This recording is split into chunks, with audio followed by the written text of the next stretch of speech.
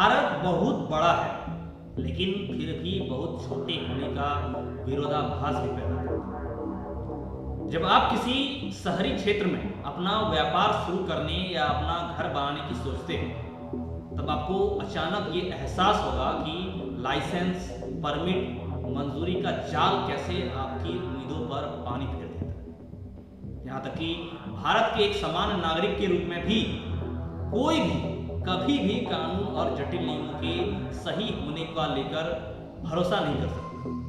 वहीं भारत में बेबेरियन राज्य यानी हिंसा बहुल क्षेत्र एक बहुत छोटा है। नमस्कार, मैं उमेश कुमार और आज की इस वीडियो में मैं आपको बताऊंगा कि भारत को अपने राज्यों की क्षमता क्यों बढ़ाने की जरूरत है, क्योंकि यह गंभीर मुद्दा अगर इसके बारे में अगर आज नहीं सोचा गया तो फिर शायद काफी देरी होगी और बाकी देशों की तुलना में हम काफी पीछे और सही मायने में छोटे रह जाएंगे। इसे समझने के लिए इस वीडियो को आप अंत तक जरूर देखें। सबसे पहले आपको बता दूं कि भारत में अभी अगर हम आंकड़ों की बात करें तो भारत में कुल रोजगार में पब्लिक सेक्टर की हिस्सेदारी जहां 5.77% है, यानी चीन और इंडोनेशिया के मुकाबले ये आधी है और यूनाइटेड किंगडम की लगभग 1/3 है। भारत में केंद्र सरकारी कर्मियों की संख्या लगभग 1600 प्रति मिलियन है। वहीं संयुक्त राष्ट्र अमेरिका में 7500 की तुलना में बहुत कम है। इसी तरह डॉक्टर, शिक्षक, नगर नियोजक, पुलिस, अग्निशामकों, खाद्य और औषधि निरीक्षकों की प्रति व्यक्ति संख्या बाकी विकासशील देशों की तुलना में बहुत कम है। भारत तो अगले स्वतंत्र दिवस में अगले 5 सालों में एक विकासशील देश को तुलना करना चाहता है, विकास युक्त देश में देखना चाहता है। लेकिन अगर हम तुलनात्मक अध्ययन करें रोजगार की, हर क्षेत्र में तुलना करें तो ये काफी मामले में हिस्सेदारी रोजगार के मामले में काफी कम है।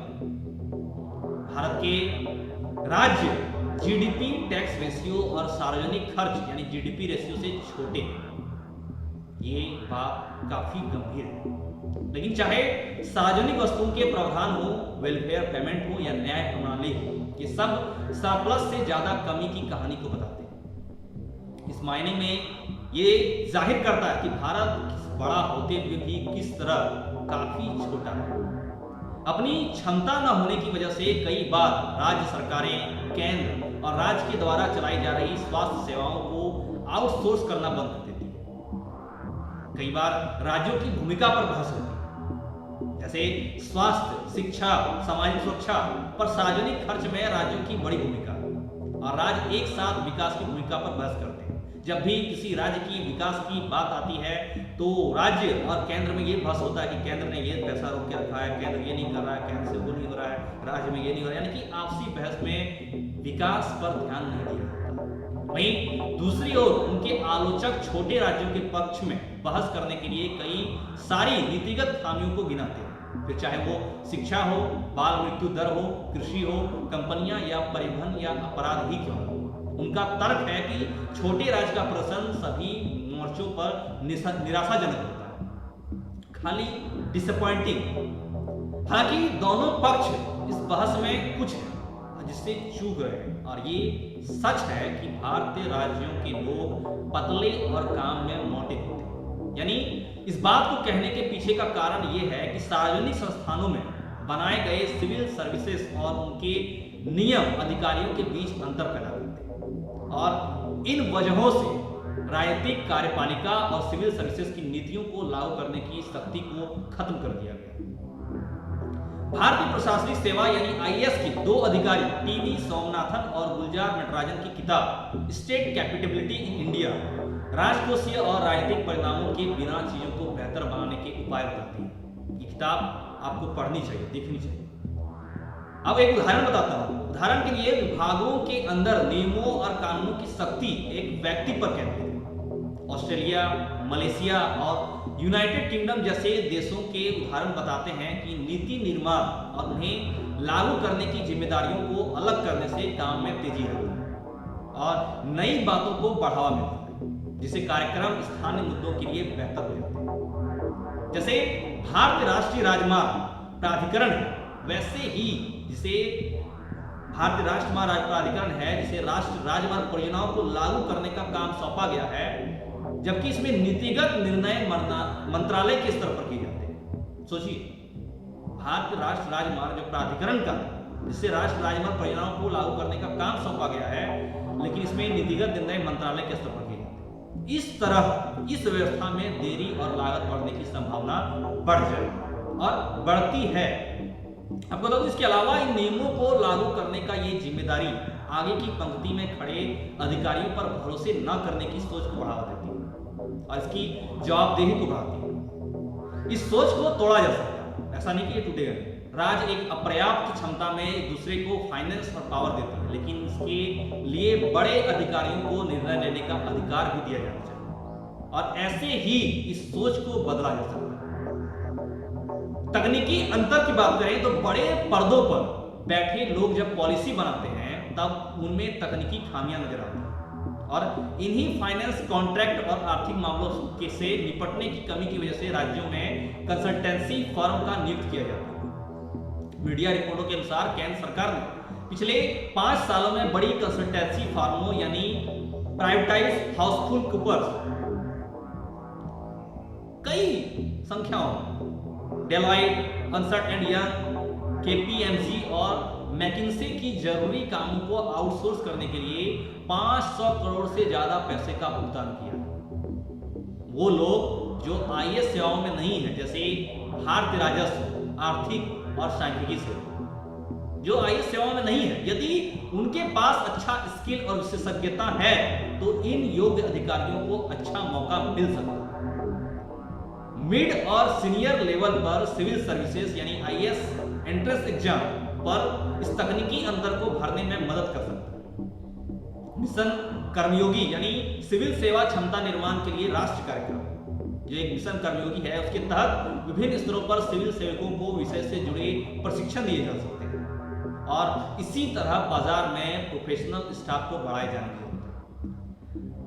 आपको आंकड़ों की बताएं तो भारतीय प्रतिभूति और विनिमय बोर्ड यानी एसबीआई और भारत रिजर्व बैंक आरबीआई के पास प्रोफेशनल कर्मचारियों की ताकत बढ़ाने की जरूरत है।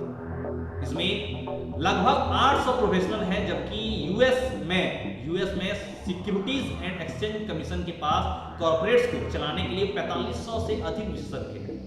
इसी तरह आरबीआई के प्रोफेशनल कर्मचारियों की संख्या 7000 से भी कम है। वहीं अमेरिकी फेडरल रिजर्व के पास 22000 प्रोफेशनल। आप तुलना अंतर देख सकते हैं एक विकासशील देश में और एक विकसित देश का। और जब तक इस मामले में हम एक अहम कदम नहीं उठाएंगे तब तक प्रभाव नहीं पड़ेगा। बदलाव कैसे है? एक और समस्या भारत के नियंत्रक एवं महालेखक परीक्षक सीएजी द्वारा सीमित दायरे में ऑडिट करना है या सरकार में वित्त और प्रशासनिक प्रभावों को नीतिगत उद्देश्य के बजाय नियमों के अनुपालन पर ध्यान केंद्रित करने के लिए प्रोत्साहित करना है।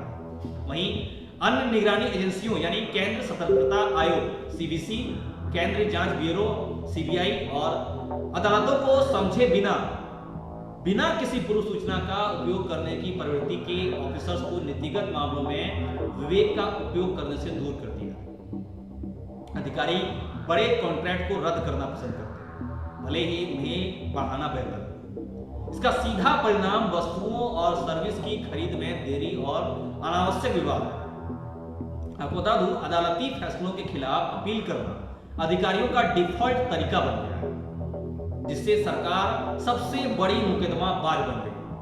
इसे ठीक करने के लिए निरीक्षण एजेंसियों को नीतिगत निर्णयों को समझाने के लिए संवेदनशील बनाया जाना चाहिए। इन्हें फैसलों के साथ साथ उनके विकल्पों से जुड़े खर्चों को भी ध्यान में रखना चाहिए।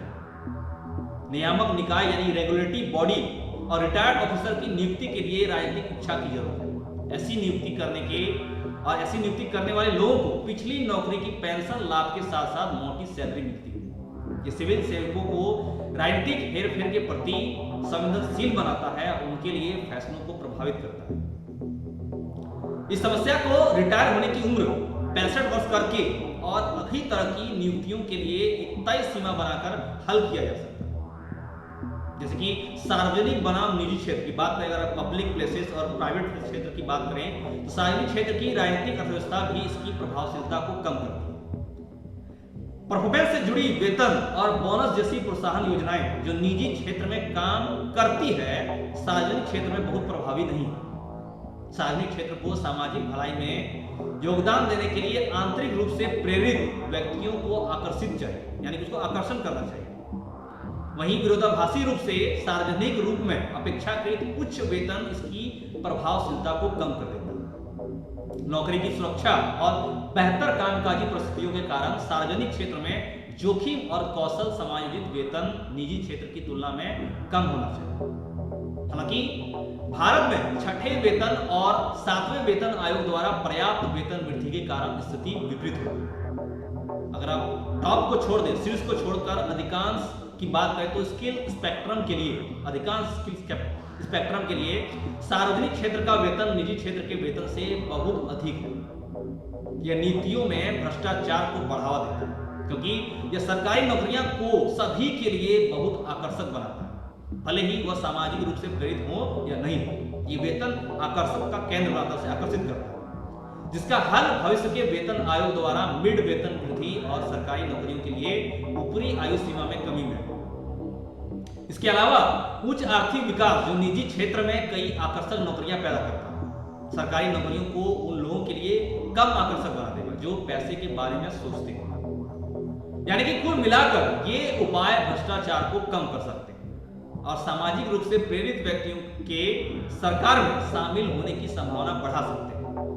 और सार्वजनिक संस्थानों द्वारा बनाए गए विकृत प्रोत्साहन और अधिकारियों के बीच कौशल अंतर के इसकी आवाज को बनाने और लागू करने की क्षमता को खत्म कर दिया। ऐसे में ये बहुत महत्वपूर्ण बन जाता है कि आप अपने राज्यों की क्षमता को बढ़ाएं, और ये सारे वो उपाय हैं जिससे राज्यों की क्षमता बढ़ सकती है।